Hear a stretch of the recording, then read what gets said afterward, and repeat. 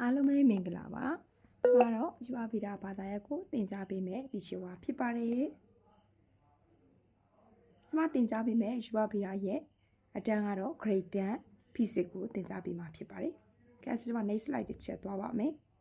what is physics ယူအဗီဒါဆိုတာကြီးကဘာလဲပေါ့နော်chapter 1မှာစလာကြတဲ့ကူကသူကဘာတွေအကြောင်းပြောလဲဆိုတော့ unit နဲ့ matter တွေအကြောင်းပြောတယ်ပေါ့နော်အဲ့ဒီမှာ physics ဆိုတဲ့နော်ဘာသာရပ်အကြောင်းကိုသူက like တယ်any other branch or science ယူဖတ်ပြီးတာဟာလည်းပဲ is based on အခြေခံထားတာဖြစ်ပါတယ်။ဘယ်ပုံမှာလဲဆို systematic observation and baby ဆို practice မှရှာမယ်နော်။လက်တွေ့လှုပ်ဆောင်ချက်တွေလေ့လာစမ်းသပ်မှုတွေနဲ့အဲ့ဒီပုံမှာအခြေခံထားတာဖြစ်ပါတယ်။ experiment နဲ့လက်တွေ့လှုပ်ဆောင်ချက်တွေဆိုတာက are an essential feature of science ယူဖတ်ပြီးတာရဲ့နော်မရှိမဖြစ်လိုအပ်တဲ့ဝိသလက္ခဏာတစ်ခုဖြစ်ပါတယ်။ most experiment in physics ယူပဗီဒါမှာရှိနေတဲ့များအားဖြင့်ရှိသောလက်တွေ့လှုပ်ဆောင်မှုတွေဟာဆိုရင်require လိုအပ်ပါတယ် that observation makes to be quantity rather than qualitative အခြားသော observation เนาะဒီ observation တွေမှာ make to quantity เนาะ quantity မတ်တာလေးတွေပြုလုပ်ပေးဖို့ရန်လက်တွေ့လှုပ်ဆောင်ချက်တွေလိုအပ်တယ် rather than qualitative အရေးအသွေးဆိုတဲ့တန်ဖိုးတွေထက်မတ်တာတွေကိုပြုလုပ်ပေးဖို့ရလက်တွေစတဲ့ချက်တွေကနေလိုအပ်နေတာဖြစ်ပါတယ်။ကဲအဲ့ဆိုကျွန်မ next slide တစ်ချက်သွားပါမယ်။ဒါကတော့ယူပဗီဒါနဲ့သက်ဆိုင်တဲ့ branch လေးတွေကိုဒီမှာပြောပြပေးထားတာဖြစ်ပါတယ်။ဒီမှာဆို classical physics တွေ modern တွေပါမယ်ပေါ့နော်။ဒီမှာဒါသူ့ရဲ့ branch of physics ကိုပြောထားတာဖြစ်ပါတယ်။ကဲအဲ့ဆိုကျွန်မ next slide တစ်ချက်သွားပါမယ်။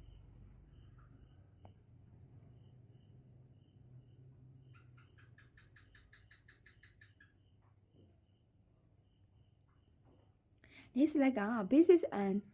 dry unit เนาะ basis နဲ့ dry unit တွေအကြောင်းသွားမှာဖြစ်ပါတယ် basis unit နဲ့ dry unit လို့ပြောမှာပေါ့เนาะအဲကြောင့် measurement တိုင်းတာမှုတွေဆိုရင် essentially မရှိမဖြစ်ပဲ is a comparison process เนาะ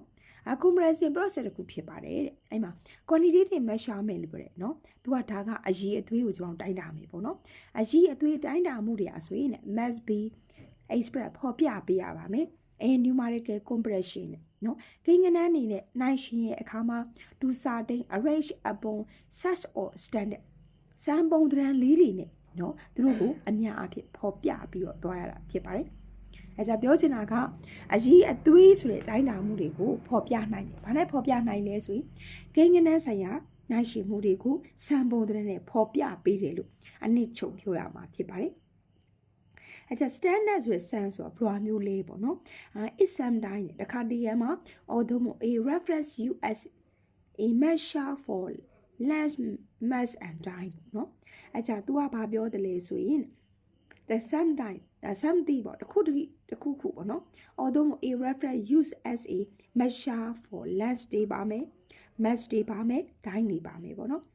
length ဆိုတာကအလျားကိုပြောတာပေါ့နော် mass ဆိုတာကအတွက်ထုတိုင်းဆိုတာကအချိန်သူတို့ကိုတိုင်းတာဖို့ရန်အတွက်အသုံးပြုနိုင်တဲ့နော်ရည်ညွှန်းတာလေးကို standard လို့ပြောတာဖြစ်ပါတယ်။နောက်က unit ပေါ့ unit ဆိုတာက is a quantity မတ်တာတစ်ခုဖြစ်တယ်။ although အနာသာအမောက်although an amount ပေါ့ပမာဏတစ်ခု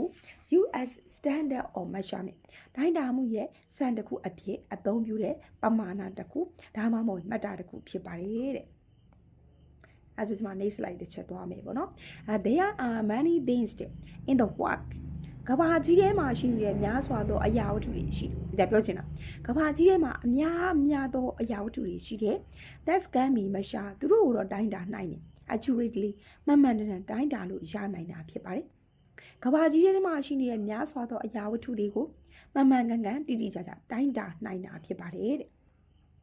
this unit ဒီ unit တွေကိုတော့အားလုံးအသိပါတယ်။ဘာလို့သိလဲဆို physical quantity ရုပ်ပိုင်းဆိုင်ရာလို့ပြောတဲ့ယူပဗေဒဆိုင်ရာမတ္တာတွေလို့သိတာဖြစ်ပါတယ်။ a physical quantity ရုပ်ပိုင်းဆိုင်ရာမတ္တာလို့ပြောတဲ့ယူပမတ္တာလေးတွေဟာဆိုရင် it's the quantity မတ္တာတစ်ခုဖြစ်တယ် that can be measured တိုင်းတာနိုင်တာဖြစ်ပါတယ်။ MBB ဆိုရင် consists of ပါမယ် a numerical magnitude and a unit ကိန်းဂဏန်း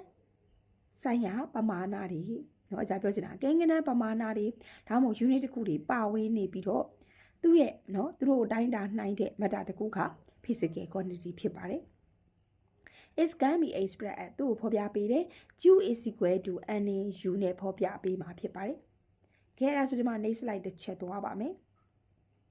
ဝဲရဲ့ကျူဆိုတာ the physical quantity ရုပ်ပိုင်းဆိုင်ရာမတ္တတစ်ခုဖြစ်တယ်။ n အကြီးဆိုတာက a dimensionless number တနည်းအားဖြင့်သူ့ကိုဘယ်လိုခေါ်သေးတယ်လဲဆိုရင်တော့ဗောနော် numerical number လို့လည်းခေါ်တာဖြစ်ပါတယ်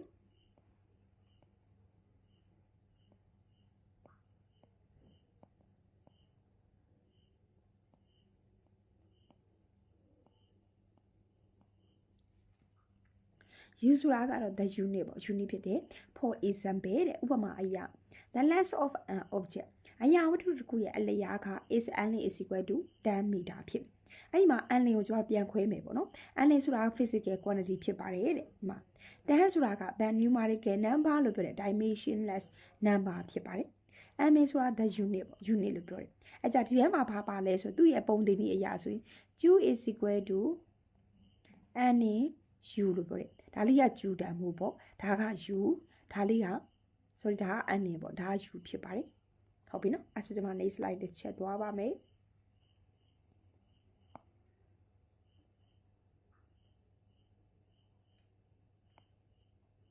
ဒါက physical quantity ကိုပြန်ပြောပေးထားတာဖြစ်ပါတယ်เนาะတော့ physical quantity ပြန်ပြောပေးထားတယ်ဒါ physical quantity ပေါ့နော်။ယူပမတ္တာတွေဆိုတာတဲ့ can be classified ခွဲခြားနိုင်တယ်။ဘာဖြစ်ခွဲခြားနိုင်လဲဆိုbasis twice ရှိမယ်နော်။နောက်တစ်ခုဘာလဲဆို twice ရှိမယ်။ကျွန်မဒီဘက်မှာဒီလိုလေးခွဲမယ် physical quantity ကိုခွဲပေးမှာဖြစ်ပါတယ်။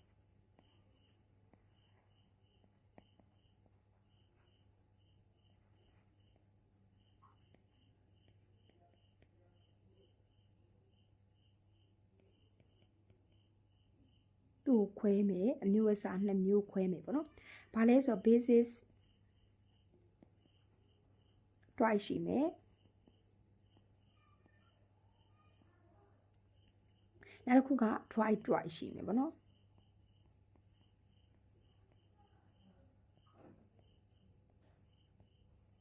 အဲကြအခြေခံပုံစံဆိုတဲ့ lens တွေပါမယ်နောက်တစ်ခု mass တွေပါမယ်တိုင်းတွေပါအလျားရဲ့ mass ဆိုတာကဓာတ်ထုကိုပြောတာပေါ့နော်တိုင်းဆိုတာကအချိန် temperature ဆိုတာကအပူချိန်နောက်တစ်ခုပါလဲဆို electric current လို့ပြောတယ်လျှက်စီးချောင်းတွေပါမယ် amount of substance ဆိုတဲ့နော်ဝတ္ထုတွေရဲ့တနည်းအားဖြင့်အရာဝတ္ထုတွေရဲ့ပမာဏတွေပါမယ် luminous intensity တွေနော်အလင်းလို့ပြင်အားတွေပါမှာဖြစ်ပါတယ်MBB ဆို dry unit မှာတကယ်ပြ dry မှာပါလဲဆို area တွေပါမယ် volume တွေပါမယ်เนาะvelocity တွေပါမယ်เนาะအဲကြတော့ area ဆိုတာ area ပြောတာပေါ့เนาะ volume ဆိုတာဒုတယ် velocity ဆိုတာအလျင် watt ဆိုတာကအလုပ်တကယ်ပြ watt done ကိုပြောတာဖြစ်ပါတယ်ဒါက energy စွမ်းအင်ဆိုပြီး etc အစရှိတဲ့ဖြစ်အမျိုးအစားတွေ2မျိုးခွဲပေးထားတာဖြစ်ပါတယ်เนาะအဲ့ဒီမှာ the units တဲ့ unit တွေက are also called level ခေါ်တယ် the basis unit အခြေခံ unit တွေလို့လည်းပဲခေါ်တယ်ဒီ unit တွေကိုနော်အခြေခံ unit လို့လည်းပဲခေါ်တယ် MBB ဆို the dry unit နော် dry unit လို့လည်းပြောချင်တယ်အဲကြပြောချင်တာကလက်မှာရှိတဲ့ unit ပေါ့နော်လက်ရှိရဲ့ unit ကိုတို့က basis unit သုံးတယ်အဲကြ area ဆိုတာ dry unit ပေါ့နော်သူတို့ကို unit လို့ပြောတာဖြစ်ပါတယ်dry unit တခုက is a unit of measurement နော်တိုင်းတာမှုရဲ့ unit တခုဖြစ်တယ် found by combining the basis နော်basis ဆိုအခြေခံဒါမှမဟုတ် or base ပေါ့အခြေ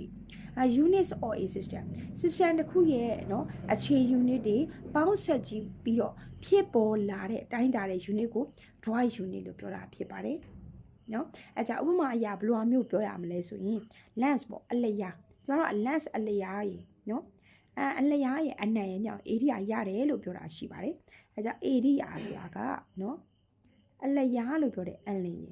เนาะအလျားရဲ့အနံ့ရဲ့ဆိုတဲ့ b ရဲ့မြောက်ရတယ်ပေါ့နော်အဲကြသူကလည်းပဲအဲ့လိုပြောတယ် dry unit ဆိုတာက